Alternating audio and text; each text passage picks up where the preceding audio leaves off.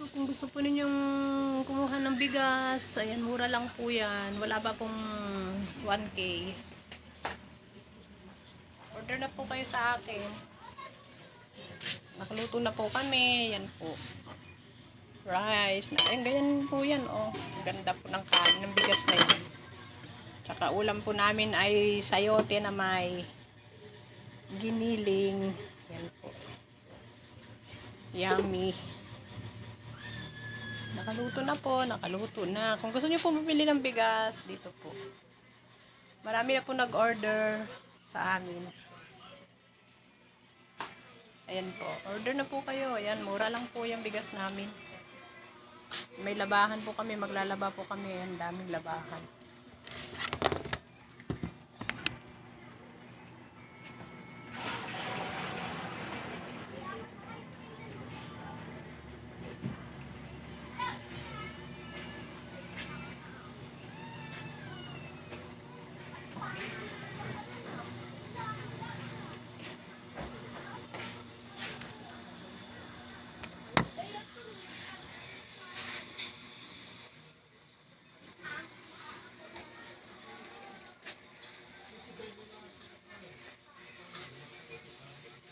Yan lang po ang labahan namin dahil naglaba naman po ko nung fry kahapon yung kapatid ko. Ang dami po niya nilaban.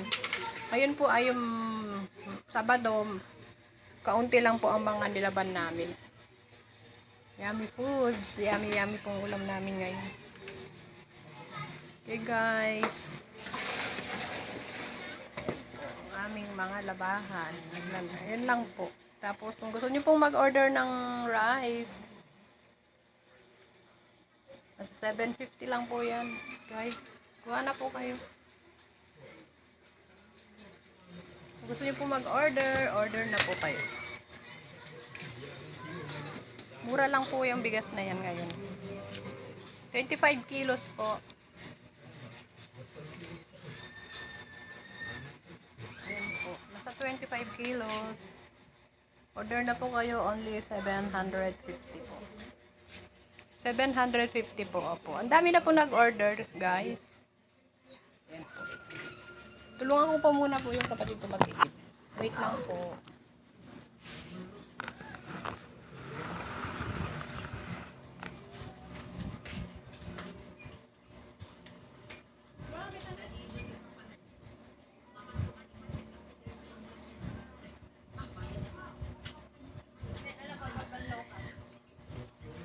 Kunti lang naman.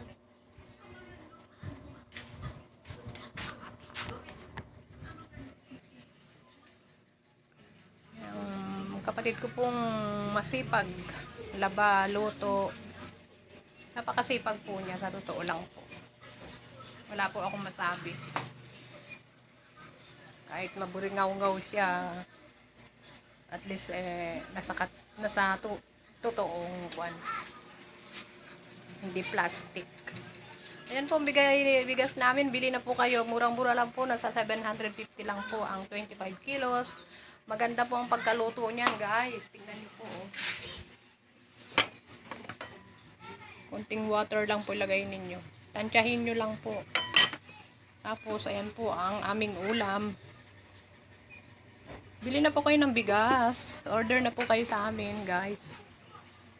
Nasa inyo na po yan. Basta 750 po. Gusto nyo po, dagdagan nyo na lang po ang price. Kung gusto nyo po mag-order ng marami. Dadagdagan po natin ng kwan.